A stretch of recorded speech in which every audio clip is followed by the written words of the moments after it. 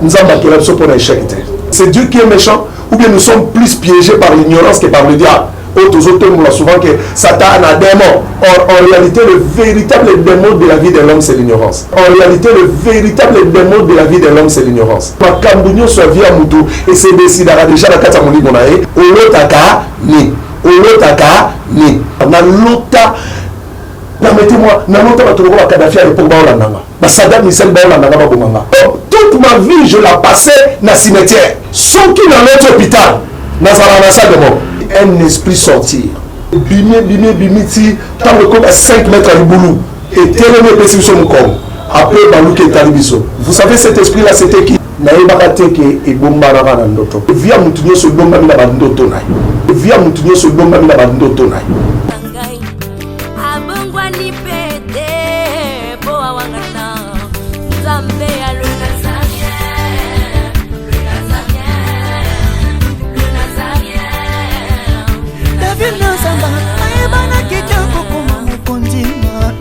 Atako babakola ki mafuta na musakolima lelo ya yo bolingo ebakelile Nazareth lipamboli oyo mona na katembeni mama kantelobi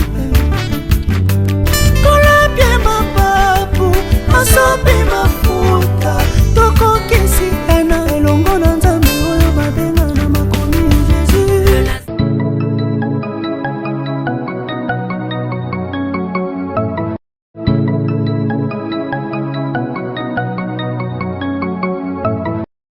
Naolia bakiti na ba mesa. Ah. Atanya ukondoko. Namona yo. Nachayo na mwamba. Na minito na kata bena katikata saga fufu. Oui. Allô, est-ce que tu bonjour. Boni. Et l'autre côté, et puis qu'il y a mon bureau à travailler tes micros. Donc dès que ça on a eu galère na niveau 0. Tout ça là boy. Moi il n'a pas bon vraiment mingité. Mais nazo tchela bino moi mukio naza nango na agence moko boye Nazareta. Sarita qui dit sérieux. Oh. Maman comment des bon donc yo pesa au fouti mbongo pour na partir à poto biso to ya to jubilo. Na bengi ya Scotty. Agence moi ifonga mi comme nango Nazareta. Na kufie. Agence lisusu. Ndeke sansu mulongo kuna.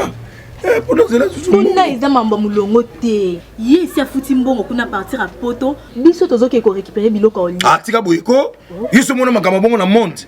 Bat pape si mbongo kuna biloko ke récupérer biloko oli na agence. Ezalaka. Mais yango bandi. Maman. Leki nanga yebisi ngai mena ndimite. Na lingi na mona ki mona mbeso. Poli kamba boye. Na monte na ne salamate. Mama yebisa ngai. Pape si mbongo kuna biso to récupérer biloko kolia awa. Ya solo boutique Nazareta, ezali boutique où ezali à distribution de produits alimentaires. Ah! Nakosali poto sunga bandeko oyo même ba oyo bazana na peu de ressources. Comme la boyede bandeko on bazana niveau à Kinshasa même avec un petit rien. Donc à partir à 10 $, 15 $. Donc so na mbongo te ndebono na poto ko sunga yo a ozuka biloko kolia. Eh maman Nazareta nzamba pambola ya bakise mikole belé awa na sena mokili. Et bongo awa tozawa poto yeba adresse awa. La boutique Nazareta est ici à Obungate, toza sur avenue Monkoto numéro 1, direction Elengesa. Face à face na église catholique Saint-Vincent. Ah, direction Elengesa, Monkoto numéro 1, à face à l'église catholique Saint-Vincent. Ah, Saint-Vincent d'école. Bon numéro de téléphone, vous en avez déjà vous en avez, vous avez 3 numéros pour Paris, vous avez un numéro pour la Suisse, vous avez un numéro pour la Suède. Ah! Non, non, non, non, non, non. Nazareta. Vous allez la Congo ici. Julia, ngana kangisa kia fufu. Eh, ya modé, yo bandika na fufu. Oui, pour la Nazareta, tu as un système en bimbi, dans Bongo Shingo. Bon, ok. Vous allez sérieux. Sarita qui dit sérieux.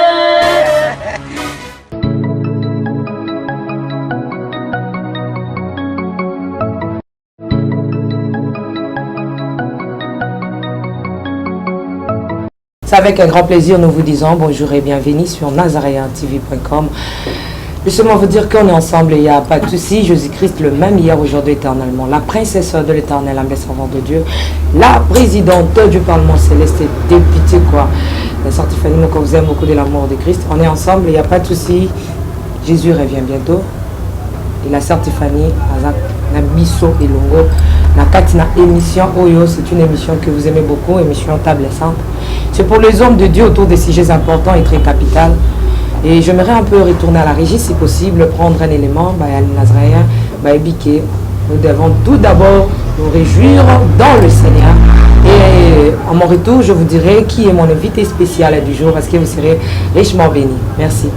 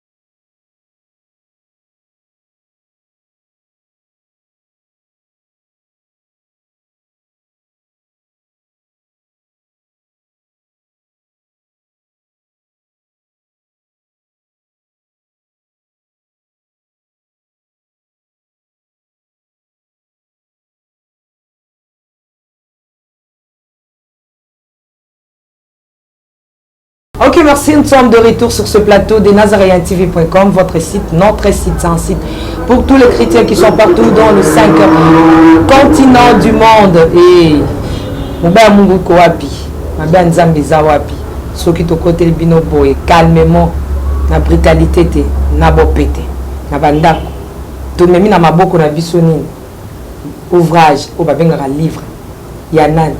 C'est pour un homme de Dieu, c'est lui qui est l'auteur de cet ouvrage intitulé Le mystère de songe. Le mystère de songe, nana l'autre raté, à part qu'à pasteur François Ndi Nayambi Lelo, il y a l'autre raté. Pour ceux qui ont écouté Nanzela Nae, ils ont la signification. Je m'en vais dire bonjour l'homme de Dieu, le pasteur François. Bonjour Maman Tiffany. Les gens de la Belgique, France, Canada, State, Texas, Allemagne, Hollande, Finlande, l'Afrique du Sud, Bazo Landayo, Balingo Bisabangunano. Attends, le fils qu'un bonjour. La paix, bonjour. On a mis du mingi et nous bénir mingi Maman Tiffany. Gloire à l'agneau. On a plateau à accorder biso de manière à ce que tu vas changer d'abino. Makambo, je vous promets et changer ma vie à Batubele et que changer niveau à Batomol comme Nzambe. Les soucis pour lesquels je me retrouve ici, ils ont à la fière et à Nzambe le la papa naïo. Gloire à l'agneau. Pour regretter ta moukete. Voilà pourquoi on est là pour vous dire que votre vie se cache dans votre songe. Vous êtes capable de discerner votre songe, vous serez capable de discerner vos problèmes. Comment avez-vous trouvé l'émission de la fois passée, les réactions des enfants de Dieu? Bon, en fait, les réactions des enfants de Dieu étaient encourageantes dans la mesure où la plupart à Bateau Babingibiso, et j'ai reçu même l'appel d'un serviteur de Dieu qui, en toute modestie, il a reconnu que à connaître ma Condé Belé, il a été détruit.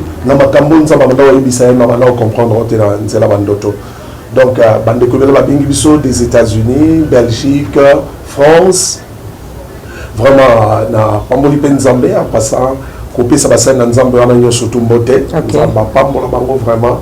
encouragement, dans un beau sabatin, nom de Dieu, si vous allez permettre ce que je puisse le nommer, pasteur Claude Ntumba Lubanga, je pense, Lumbala, voilà. Donc, à Bengabiso, pasteur Claude Ntumba Lumbala, voilà. Azana entre Liège je salue l'homme de Dieu.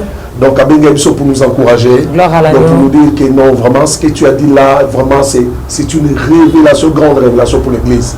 En tout cas, moi j'ai été béni pas parce que vous aviez parlé la fois passée, mais j'ai été béni parce que j'ai lu l'ouvrage. Ça m'a vraiment édifié, fortifié. Aussi, j'ai eu des temps de parler avec vous en coulisses. Je vous dis, je vous promets que vous serez richement bénis parce que Pasteur François Lotat. Mais rapidement, il y a 10 chapitres, hein, c'est juste en passant. Il y a 10 chapitres dans l'ouvrage Oyo. L'homme de Dieu a intitulé Le mystère de Songe. Vous voyez? De surface, il y a ouvrage Nabiso, tout le monde est je ne sais pas si c'est l'ange. L'ange, voilà. Mais ange, il y a Papa François. Bon, concepteur, il n'y a pas de proposé. Parce que nous savons seulement les anges du bazar avec ma papou, tout ça, mais l'ange du bazar, ma papou, tu as mis la robe, moi, il y a peine. Merci beaucoup. Chapitre premier, c'est intitulé Mon témoignage. C'est ça, je pense bien. Vous avez déjà expliqué l'autre fois pourquoi mon témoignage, mais aujourd'hui, nous entamons juste directement avec le chapitre premier. Mais laissez-moi le temps de donner déjà le résumé de ce qu'on va parler. Autour, il y a ouvrage pour vous. Chapitre 1er, j'étais en train de dire, c'était sur mon témoignage. C'est pas mon témoignage, c'est le témoignage de l'homme de Dieu, le pasteur François, bien sûr. Et chapitre 2, l'impact de la révélation dans la marche chrétienne. Chapitre 3, l'homme est un esprit dans un corps. Ça, j'ai aimé, hein, l'homme de Dieu, j'ai vraiment aimé. L'homme, c'est un esprit dans un corps. Voilà.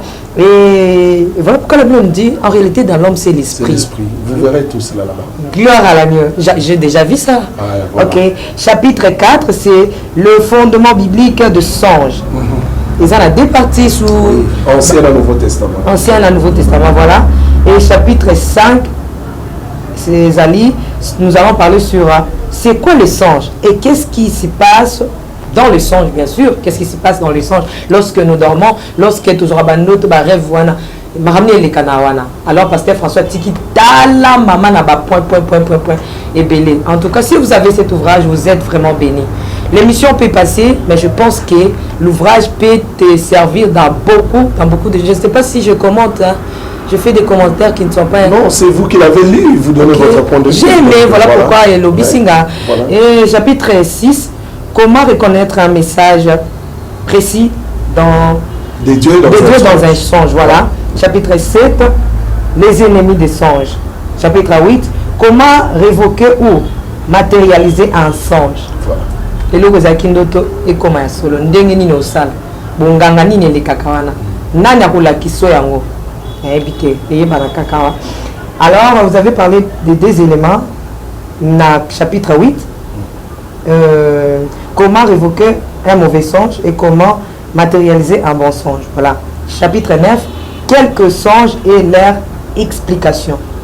Chapitre 10, quelques témoignages. Et ceux qui savent soit mais to senga kibino botinda ba songe na bino to retourne na papa François ata so rotindi moi des songes na yo olobi comme biso kana WhatsApp na biso na numéro moni eza wana otindi yango mama Tiffany retourne yango mais sans pour autant atanga combo na cadre ya politesse et puis il y a discrétion, il y a musala. Papa François, c'est un peu ça, je pense. Oui, c'est ça. Dans un chapitre premier, Papa François, pourquoi on dit mis au parler na songe? Et aujourd'hui, on dit que chapitre premier, les témoignages, ça m'a beaucoup étiqué. Pourquoi seulement ton témoignage? Bah, ce témoignage, on a souka na chapitre 10, mais au bandit, on a ton témoignage. Bon, je ne sais pas s'il faut que je dise que les mots en français, tout Seigneur, tout honneur. Il faut que j'aime ça me tout goût et l'eau qu'on a quitté. Il fallait que je monte mes canaux bololo ignorance en matière de songe, de manière à ce que tout comme le instrument d'édification, il y a des déco yo bazako yo kabiso lelo. Vous savez, Maman Tiffany, je l'avais dit la fois passée, derrière chaque échec, il y a une ignorance. Okay. Derrière chaque réussite, il y a une connaissance. Parce que ma camozo, les lissons, les arabatoumo, les lissarabamono, yo soki ezoleliso lelo lingo na koyebi te eloko bandeko wana bayebaka mpo balonga likambo wana yango na ba souvent que il y a pas de nouveaux problèmes, il y a que de nouveaux ignorants, n'est-ce pas? Donc c'est pour dire na bandeko ba bazan ko na biso que soki na bili comme témoignage na ngai maman Tiffany j'ai souffert. Alors j'ai souffert le vrai sens il y a mot que souffrir et nyonso elelisa vie na nga nayebaka te ke ebombanaka na ndoto. Voilà pourquoi on a vraiment la principe dans la côte à chapitre pour objectif la niezana même à comprendre que nous avons bakela biso pour l'échec. Nous avons bakela biso pour l'élaté Jean 3,16 que Dieu a tant aimé le monde qu'il a donné son fils en fait que quiconque croit à lui ne périsse point mais qu'il ait la vie éternelle. Et quand le fils est venu, le fils a dit que je suis venu afin que mes brebis aient la vie et qu'ils en aillent en abondance. Vous comprenez? Parce que il y a des bandeko ba osambela na poso osambela c'est célibat. Il y a des bandeko ba sali ba jeune ba koti ba retraite. Je vous donne en passant, j'ai reçu une dame azamwasi a une autorité politique en Boka à connaître un seul problème il y a fécondité. Alors azoï ça me dit que à Beninga pour savoir dit que elle a tellement beaucoup voyagé qu'en Afrique du Sud, qu'est-ce qui n'allait pas, en Europe, d'abord en Inde, ça ne va pas, en Europe, ça n'a pas allé, enfin ici, je vais nulle part, quand on assemble. Alors, on est retraité à côté qui mène à Boutou, j'animais les émissions sur le mystère des songes, la chaîne Moi Radio. Alors, on a une diffusion vers 3 heures. Alors, alala na butu ayoka mutabeta eboya la muka. Ayoka na mutala muisa yema il était seul. Tant la muki ayoka mutabeta la muka sur son atari. Oh, même mutala musababu amoni mutute. Alors la miki ko paniqué. Elle s'est dit que peut-être que le Saint-Esprit l'avait réveillé pour prier.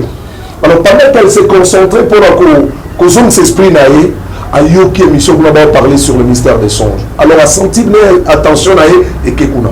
Donc, pendant que j'étais en train de parler, nous avons dit que dans l'émission, on a dit que la plupart des gens,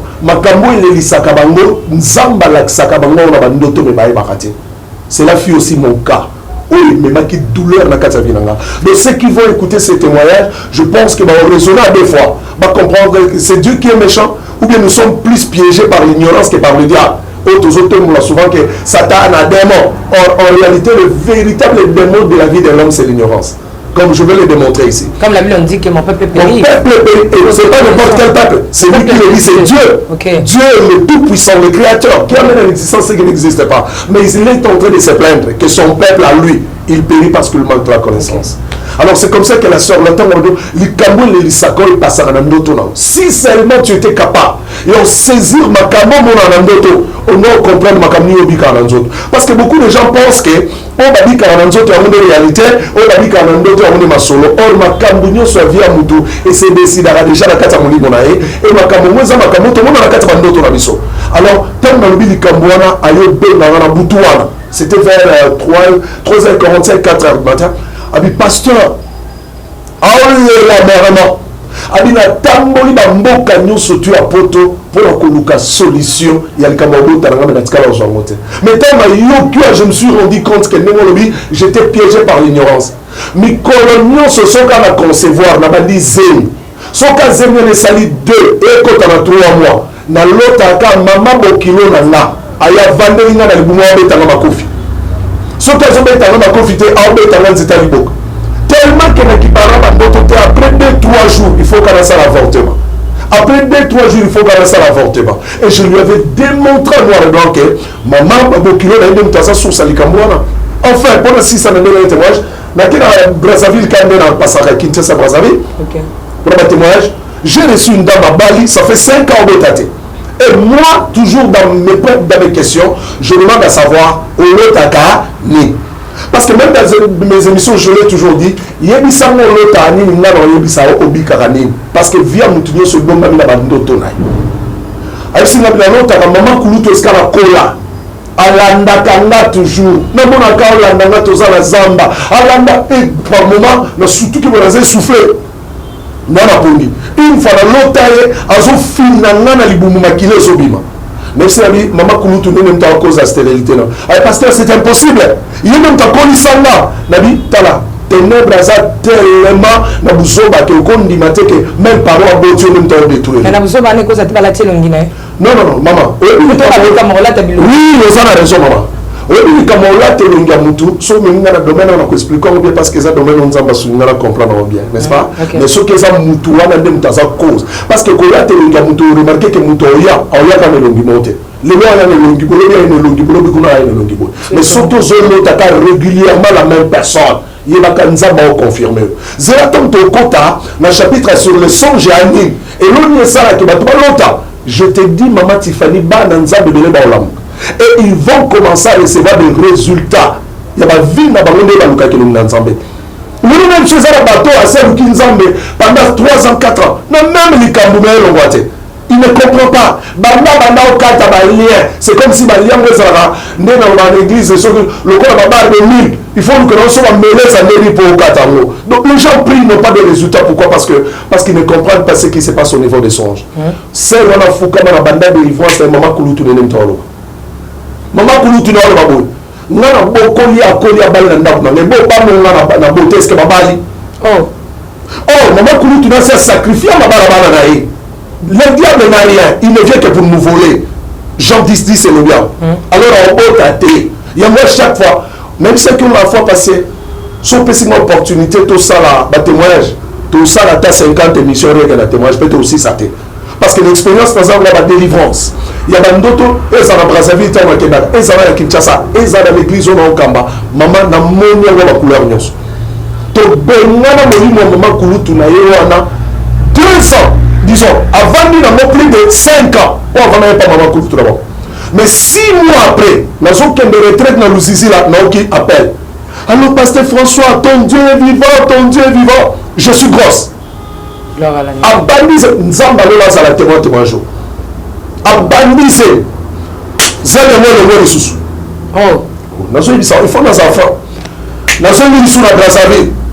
Toka lisusu na kalisu de délivrance o eza na mama Kouloutou na à cause de ça parce que moi déjà na sacrifié matrice na kindoki na OK so sacrifier matrice na kindoki non la tsomu to sala matrice yebo ko le défendre matrice wa j'ai prié pour la sœur pour en quatre mukuse le na biso l'enfant doit avoir déjà une année abota mona mobile. Gloire à Jésus. Et il y a des témoignages comme ça. Mais ma cambo à Kendela l'église, il y a les hommes de Dieu. Vous qui me suivez, si vous ne savez pas entrer dans les songes de vos membres, il vous sera difficile de cerner leurs problèmes. Pour le pasteur de Beleza Akaba, il y a ici un moto en bagato ensemble. Il y a ici un moto en bagato ensemble. Oh, ils ont un domaine beaucoup sensible. Vous qui allez me suivre tout au long des émissions que nous allons organiser avec parlementaires. Comment vous appelez? La présidente du Parlement. Voilà, la présidente du Parlement céleste. Je pense que vous bénirez parce que c'est une grâce au par accordé. Le nom a communiqué au Nzamba ça pour la Lipambo la Bible. Alors, tous on a la témoignage dans l'ail. J'ai souffert comment? Dans toute ma vie, na bella le kola likam. Le bateau ba yo kanga balade. Donc, nazala na kanga balade. Nous n'allons passer jamais 2-3 mois sans qu'il y ait. Et puis, combien là on a? Et ça tombe souvent au Sargon à Koufa. Nous avons la perfusion à 15 sachets à maille. 15 sachets à maille, maman. Et j'ai souffert. C'est pas, vous savez, ce que j'ai enduré dans ma vie m'a donné tellement la sagesse que n'a pu comprendre que la douleur n'a jamais été notre ennemi. Mais la douleur, c'est un indicateur que nous avons un ennemi, qu'il faut repérer. Au moins, douleur, ça vient monter à la fièvre. Fièvre, c'est la maladie. Fièvre, c'est la tchouk aux là. Donc, il faut diagnostiquer, cerner maladie, tombe à traiter maladie, fièvre et kende. Et on a bande dans l'ensemble de par le monde, ils combattent la fièvre, ne sachant pas qu'ils combattent la fièvre. Or, au lieu de combattre cause, ils ont produit fièvre, ils ont combattu fièvre. Il y a beaucoup de solutions sur mon entrée à Katsaba, évidemment. C'est ce que moi aussi j'ai enduré. C'est ce que moi aussi j'ai connu. Kobel. Alors, Dieu étant miséricordieux, je fais mes études. Nassi ici, examen d'État, j'ai eu diplôme, je pense, 89-90, j'ai eu diplôme. Alors, un ami avec qui on cohabitait, le papa, un militaire, il était aussi pasteur, n'avait pas de possibilité pour m'envoyer à l'université parce que moi je tenais à faire l'agriculture, n'est-ce pas? Je tenais à devenir un éleveur, un médecin vétérinaire. Le quoi papa m'a dit que les sanglages ont bon pour voyager vers 94-95. ami on a bandé ko vendre parce que azoenda ko moto comme vendre nae alors proposer la musala na comme travail. Mais en dépit du fait que je commence na bali le 14 octobre 2000 le 19 novembre 2000 on a ballonné la musala. On a ballonné au travail. Dans le musala.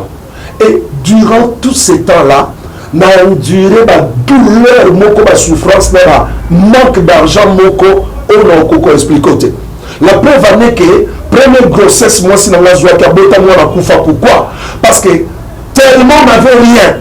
Tant vous aimez comme nous, on a bien sali asthme, ma casse. Toqué dans ma dispensaire, nous avons infirmier, on peut se produire aux nocifs, na fœtus.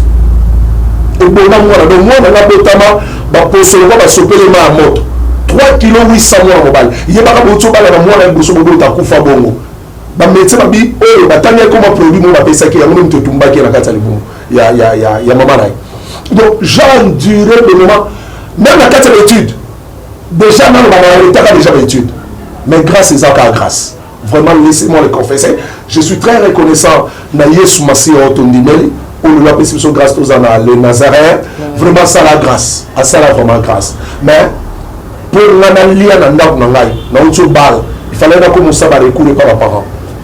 Je devais faire recourir par mes parents. Madame ne me fallait pas recourir par mes parents. Et dans tout cela, j'aimais tellement le Seigneur.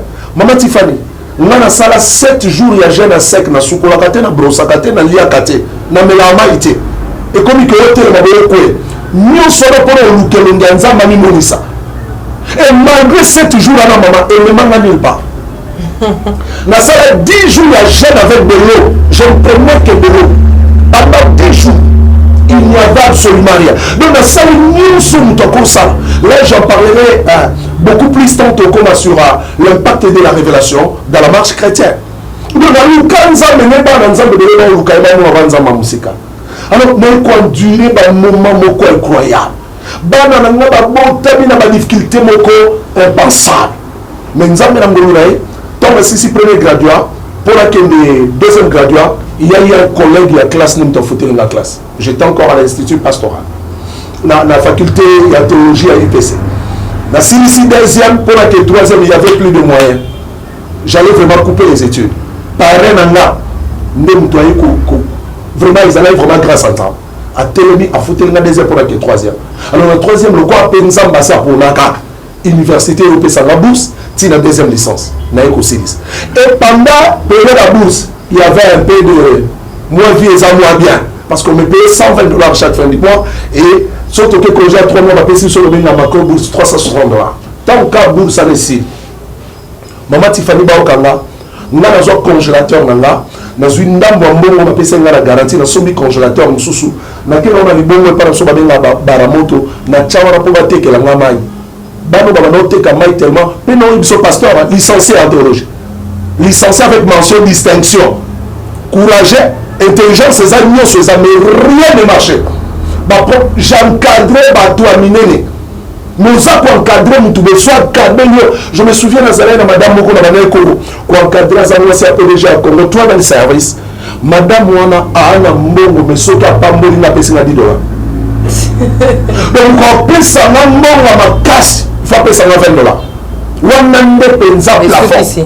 Si on a quel côté à l'église, au thème de guérison, parce que grâce à sa grâce, dans les adores.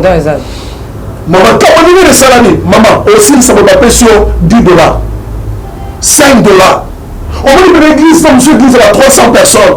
Maman, qui mon va payer sur un rapporté par rapport à Moussala, ou à Nzambo et Kosa. Bano nana na bota ki kami balo na zala na bango. Kotangisa bango zalaki na éviter na ko ibsa. Na ko sema mo école moko le temps on pesa te waja na sexa batu. École na ko mo Marie la miséricorde. Donc école à mawa. Et mo matifani tika le se ki sayo pour le bien le lisarangai. Ko se kamel ngolo ba ke Yesu salaka. Parce que le ce n'est plus le cas. Mais Marie la miséricorde là, je payais 35 000 francs congolais. Mais les 36 000 francs congolais là dans ma vie à l'époque, ils allaient $350. C'est comme si vous me demandez $3 500. Donc pour le cancer au foot, ils allaient problème maman. Donc en fait c'était comme ça. Je me souviens encore une fois, madame n'a pas coûté dans la chambre dans Vandina Olé. Donc je plairais pourquoi? J'avais tout, on t'a causé en amour. Mayel ezali, Makas ezali, ma relation ezali, mais rien ne marchait dans ma vie, maman. Rien. Rien, absolument rien ne marchait dans ma vie. Alors c'est comme ça que, dans une décision, je dois chercher Dieu. Mais voilà, c'est un endroit l'autre. Oh, kasi to ok, to ke malembe te. Ok, ne pas moi jusque là ndote ko ta. Ah, kasi ndote la losko écoute. Alors, tant que na ozo on a pidana katikati ya. Ton on kasko décision lu kanzambe parce que maman Tiffany faut que chaque changement requiert un prix à payer. Changement ne soit valé à la carte avion. Il faut accepter qu'on paye le prix. Okay. Parce que les mêmes résultats produisent les mêmes effets. Donc, disons, les mêmes efforts produisent le même résultat. Résultat qu'on changeait jamais sur l'effort de changer. Mais à l'époque, là, j'ai prié, non, tu dis ça, non, ça va gêner, 7 jours, non, ça va gêner, 10 jours. Mais cette fois-ci, il a dit non, on à niveau. 30 jours. Na quête ma retraite. Tala, on est dans la dimension de Souko, son côté en haut, ma comme sous PCD. Parce que pasteur François, il est soupéné, il a pris un sacrifice, il a un sacrifice. Mais il y a un sacrifice. Il y a un lobby sacrifice, ni au sol impressionné, nous avons par rapport à une écoulous. Mais au lieu de ça, là, écoulous, ça allait pour sauver, alors vous qui êtes sauvés. Tout est grâce. Oh, Yesu et Angaï. Écoutez, la grâce n'est pas la facilité. Attention, ne confondez jamais la grâce avec la facilité ou l'oisiveté. Parce que son Dieu, c'est la grâce. Tout dans la Bible était tout ça, mais la tête. Parce que Dieu, c'est la grâce. Non, il y a la part de ce que le Seigneur a fait. Il y a la part de ce que nous devons s'y faire. Vous comprenez? Alors, qu'est-ce qu'on mois il y a eu ensemble? Tant ma côté prière à maman, na lota, permettez-moi, na lota va trouver la Kadhafi à l'époque baolandanga. Ba Saddam Hussein baolandanga ba bomanga. Parce que dimension la dimension est que nous révéler ba niveau ya bitumarayo. Na bima na un mois na retraite avec l'homme salamate. Na zombi sur deuxième mois à retraite. Maintenant, madame n'a pas dans la chambre, tout le monde a eu sa témoignage. Parce que je pleurais pourquoi rien ne marchait dans ma vie. Nous avons tout le monde étant pasteur. Est-ce que nous avons réellement ça? Mais c'était l'ignorance. Pardon? Voilà. Est-ce que nous avons maman, mais si on va côté, ils étaient battés parce que c'est la grâce et je suis un enseignant. Les gens étaient étonnés. Mais il n'y avait pas de correspondance entre ma vie et ce que j'enseignais. Je me disais, est-ce que moi,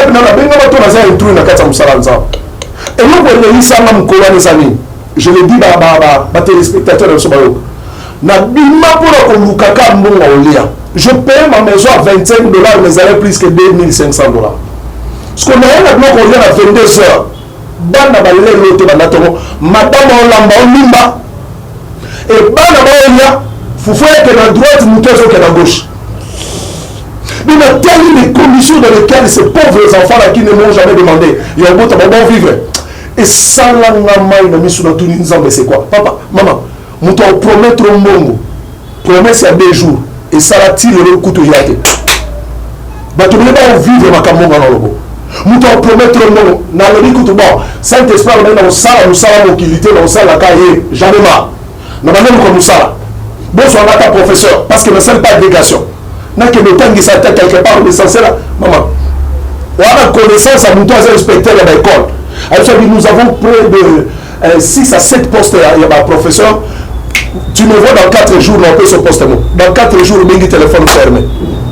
Alors c'est comme ça que, dans le compte à dernière retraite, dans la 1 mois, j'ai laissé ma femme et les enfants, dans le côté retraite, dans 1 mois. Alors, tant que je suis retraité, c'est là où les choses commencent maintenant. Maman Tiffany na lala. La bibi retraite samedi, dimanche, lundi, mardi, na lala. Le corps est venu à Ndoto. Ndemukouana na yaka ko comprendre loko na ignorant. Parce que Kokon a de 16 à 25 ans. Na l'autre à Ndoto dans la cimetière. Na l'autre et à l'époque, maman, croyez-moi, et le Kozo Boumabatu, c'est l'ignorance. Na cimetière na salani natana na antika ndeba yako kunda batu so ba yokunda batu na eka no tande ba kunda batu to na zotana na bureau de formalité ndeba sa ba formalité d'inhumation to na mo ba mo ba okende na mo na mo ezola la na ngal ko la tombo na ngali na ngal ko la tombe. Donc toute ma vie je la passais na cimetière. On a mtalo ba esprit de mort ezola ndanga. Oh kasi na ni bisote maman. Alors ceux qui dans notre hôpital na salle de mort. Sont dans l'autre hôpital, dans la salle de mort. Il y a beaucoup de gens avec une telle éloquence et une telle détermination. Parce que j'ai vécu ce que c'est que l'impact des songes dans la vie d'une personne. Alors tellement, alors on comprend pourquoi on a la mingi. Donc on la mangue en réalité et donc il fallait nous la loi.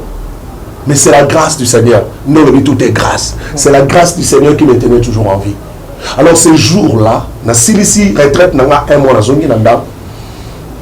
Samedi, dimanche, lundi, mardi et comme mercredi na Boutou, c'était la date où le Seigneur avait décidé de me visiter. Na lali maman Tiffany non l'autre. Le moment où le bango naza mis au kauka. Hier je le disais, je pleurais maman Tiffany. Je pleurais amèrement. D'ailleurs ça parmi ce qui n'a pas quitté que vie. Non. Dans des coups où ne blaguez jamais avec les songes, c'est votre vie qui s'y cache. Na lali na loti. Tous les besoin 3 tombes. Au moins, quand nous avons tombé à Mabela, beaucoup de gens ont Mabela, 3 tombes. Parce qu'on a madame Nanga, maman Lili Sabou Lindombi, la personne qui a passé. Tu fous comme il y a 3 tombes, 2 sambe. Et pendant qu'on était en train de prier, faire la prière, les oreilles tellement cassées. Maman Tiffany, il y a aucun lot là. Pasteur François, pardon, et comme intéressant, Pasteur François, aucun lot là. Aucun lot là, Ange va quitter, retourner un peu à la régie. On va prendre cet élément et on se retrouve tout juste là.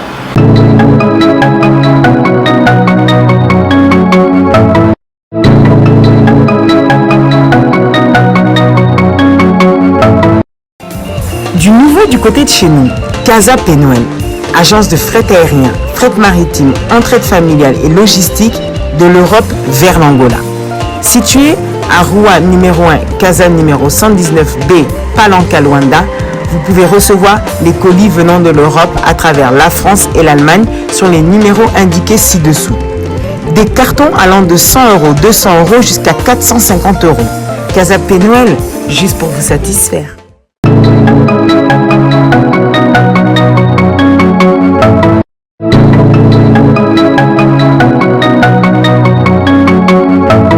Pasteur Amoni Lola, Lola Sen, les Fongam. C'est un peu ça. Merci à la régie, Pasteur François, oui. Donc en fait, bien à mon Roma, on s'est retrouvé ce qu'on a mis au la madame Nagato Fukani Boussoa 3 tombes, mais dit ce que Fukani Boussoa tombe, vous allez 4-4. En autant que tout semble, la carte à faire vers la prière, donc l'eau de Fungwami, 4 kébits, nous avons dit 4 motos longues. Et il y a vraiment tourbillonnant. Si les bêtis dans les boulots, vous allez à 4-4, quand bêtis dans les boulots, vous allez à 4-4, maman Tiffany, je vis un esprit sortir. Et là, qui est horizontal, parce que nous sommes dans le monde. Et là, il et bimé, tant le corps à 5 mètres à l'Iboulou. Et tellement de personnes sont comme. Après, Balou qui est à l'Ibiso. Vous savez, cet esprit-là, c'était qui? C'était moi. Oh. Non, et Balou, c'est mon esprit. C'était mon esprit. À Balou qui est sous. Aïe, en reculant, si on continue à Katilanga. Nous avons dit que Dieu m'a dit que ce sont les Camerounais pendant 20 ans. Aïe, continue à Katilanga. Et puis qu'il va rentrer à moi, quand la Katilanga, ma femme soit s'exclamer. A dit, papa François, on a dit Sony. Mais comme tout vivre, les allées normalité, tout continue ensemble là, tout continue ensemble là. Maman Tiffany, tu continues ensemble là. Tu ensemble. Là, il faut m'en sous. Quelques bêtises, la monnaie morte dans la négociation tourbillonnée. Et métier bêtises sur la carte, elle boule là. La monnaie dépend de main, juste des pommes de main. Et Bilina qui fout là, une sortie à drap, ma caramba Bilina qu'on met la carte. Mais c'est que j'avais pu, comme ça, comme moi, et ça allait caca, disons, Kolia, le quoi, le bijou à l'or. La monnaie passeport, la monnaie balia sa môme. Parce que les deux pommes de main là, ils ont le bamilango. C'est ce jour-là que j'avais compris, toute ma vie était enterrée. Toute ma vie était enterrée. Parce que même au sautant dans le chapitre 1, l'homme c'est un esprit qui habite dans un corps. Et on a quand même vivre dans les autres, tu es allé dans le volume. Alors sans saisir, on va comprendre comment vivre. Yokasko, Iskato, Kesuksa, ce qu'on a témoignage. Dès que quand on a l'autre fait le quoi, ma bamina qui fonda dans la yamia où on a prié, ma koué, ma bomoto dans la mouki. Donc à Tokanzo Tomobimba, c'était 2h40, 2h30. Dans la missi madame Nangada, et Bissi Ndotoa. Abiha, là, on vient de connaître la délivrance. tout est tout semblé ici. Maman, tikota, bana nzambe bayoka. Parce que lorsque les combats spirituels et que tu réponds par les combats spirituels par des efforts physiques, il est d'accord, c'est un combat perdu d'avance. Parce que sur ce spirituel, il faut entrer aussi dans la dimension spirituelle. Ok. Donc, madame, n'a encore remercié Nzambe ici. N'attends ma côté dans la classe, c'est le roi, il s'en papa. Il dit 20 000 au foot et 15 000 à la soufouté. Ah, démoralisé là. Le quoi nous a payé la monnaie déjà délivrance. Nous avons un taxiliste qui est l'église. À l'époque, je n'étais pas véhiculaire. Nous avons un taxiliste qui est l'église qui est la Moussambe. La télé n'a rien à bis. La dame que j'ai encadrée chaque mardi, jeudi, samedi, moi c'est à PDG, à Benginga. Pasteur François Zap. On a dit que nous avons bis dans l'église. Est-ce qu'on connaît que la naté? Ce n'est pas un problème. Mais la réalité de tout le monde, nous avons passé une heure à Kabilombo. C'était le début des grandes choses dans ma vie. La combo de madame, on a appelé ça une grande chose, on a appelé ça $100. Mais à l'époque, il y a $1,000, on a $100, moi on a $100,000. Donc c'était tellement notre consolation. Là, il y a une dans le sobi. Nous, on appelle ça la semaine à la montée. Yaka, là, ils sont payés $50. 2 semaines après, donc on semble la tantine moko avant dans Londres, mon bel Nakoufaki. On semble le Saint-Esprit s'il n'a pas la voie ouverte. Elle s'il n'a dit que au Bible a dit encadrer cette sœur pendant la cérémonie parce que ça n'a pas tout la salle de la famille Mbalaï. Ce qui était vrai, c'est vrai. L'encadrer cette sœur en un espace à 3 semaines. Nous connaissons à Beningal. Après ça, c'était $2,000. La côté de l'église, on a été à Kalingwa, à Kassavubu, l'unité de là. Non, je m'ai dit $. Alors, cette fois-ci, on va venir à Kimbaté. On va venir au commun de moto. On va nous compter. On va nous compter la carte. Maman, une semaine à retraite sur le ministère de Songe, on va payer ça à $700. Donc, notre commis action de grâce $1,500, ouais, $1,800. Jusqu'à ce que la Assemblée générale va payer ça à $12,500. Donc, au moins, on a que vie est changée. Mais c'est bon, l'Assemblée générale, à quel moment nous avons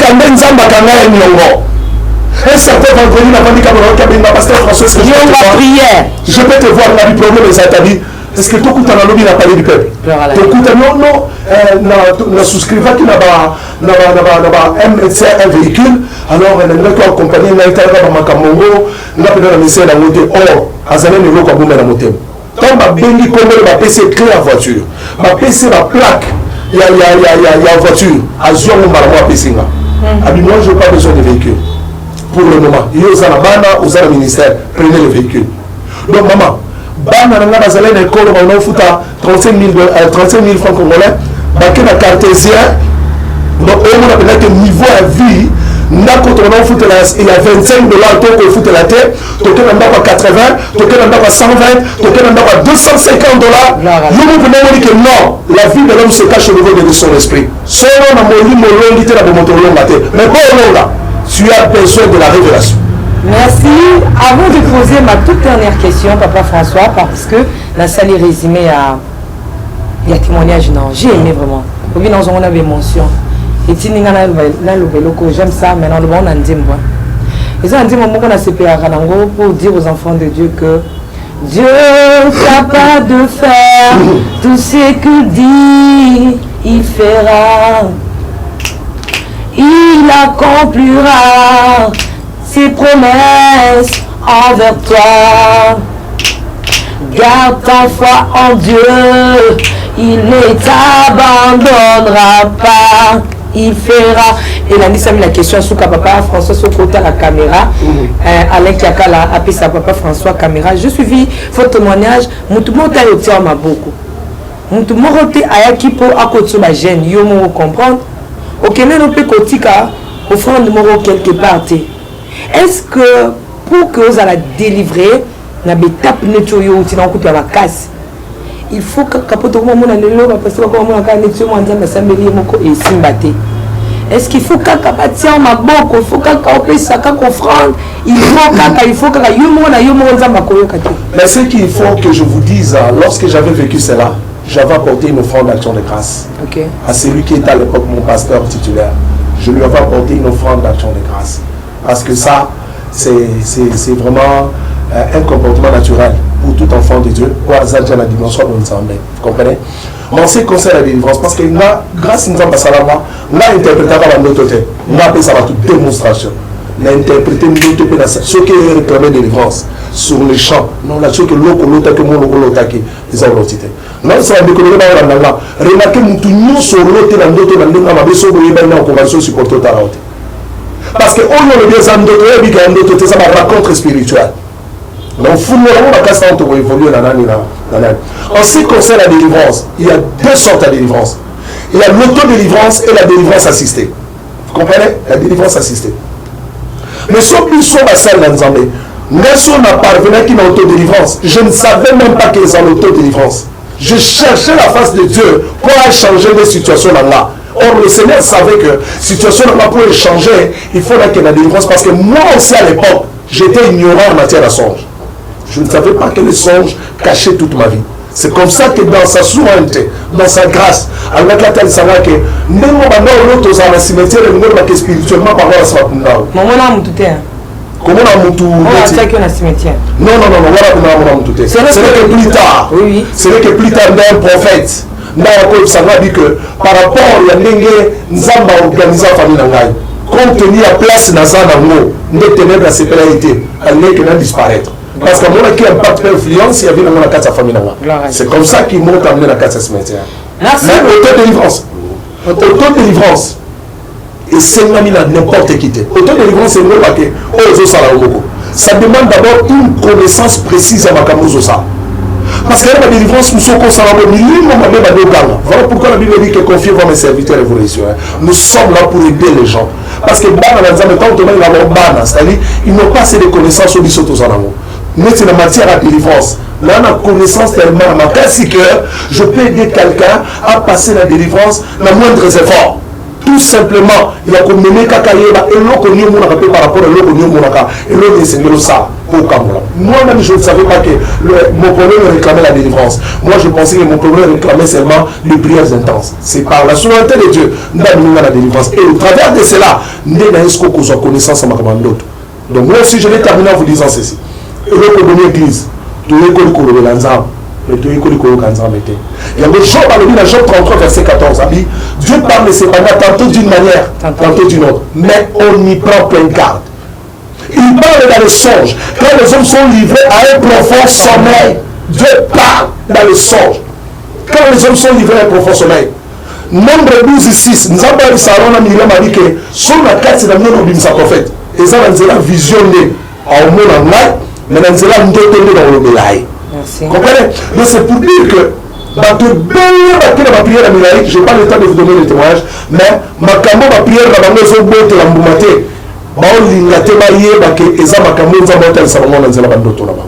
voilà, ma soeur. Merci, nous sommes arrivés à la fin de cette émission. Mais Papa François, il y a beaucoup de gens qui se posent des questions où on peut procurer, on peut trouver cet ouvrage. On est en train de s'organiser de manière assez que comme en Europe. Dès qu'il est comme son Europe, on va créer un point de vente là-bas. Dès qu'il est commis, nous allons passer les numéros pour livre. Moi, personnellement, s'ils veulent combien par rapport à livre, je pense que la fois passée, j'avais passé mon numéro.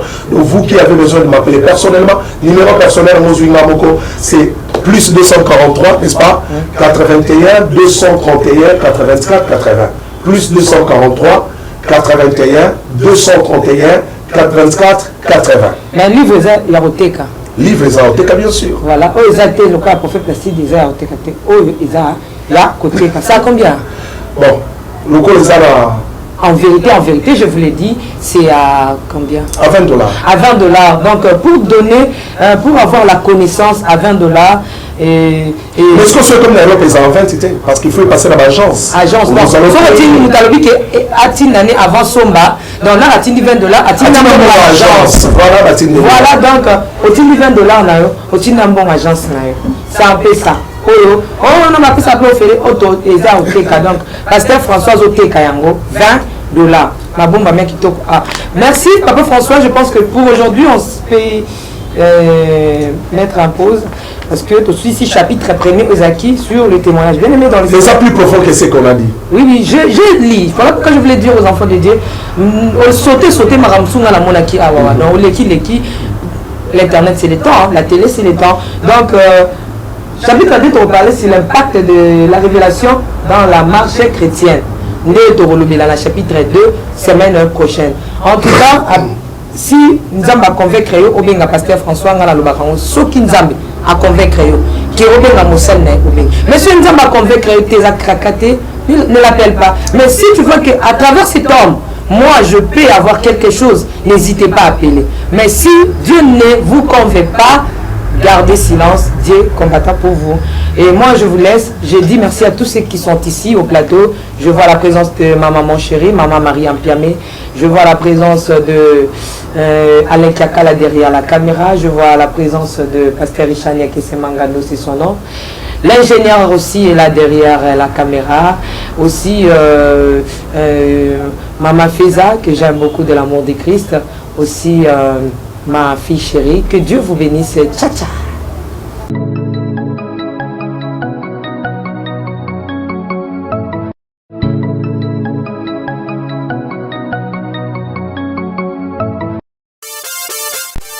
bandeko na ngai ya sika yango oyo lisolo ya solo ya malamu elibino Casa Penuel esalami mpona bino bandeko bokutami en Europe na mboka mondele yo ozali na France yo ozali na Allemagne olingo osunga ndeko no na Angola kobosana te adresse ya sika yango Casa Penuel tindela ye mosolo carton epesameli bino biloko ebele na talo ya moke tobandi na 100 € tina 450.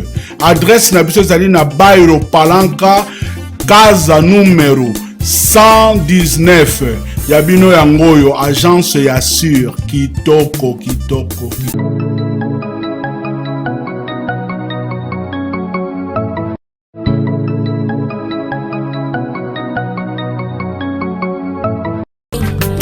Abongwani pete po awangana Nzambe ya le Nazarien, le Nazarien, le Nazarien, le Nazarien. Ebana kitoko koma mokondima atako babakolaki mafuta na mosakolima lelo ya yo bolingo ebateli le Nazarien lipamboli oyo emonanaka te mpeni mama kandelobi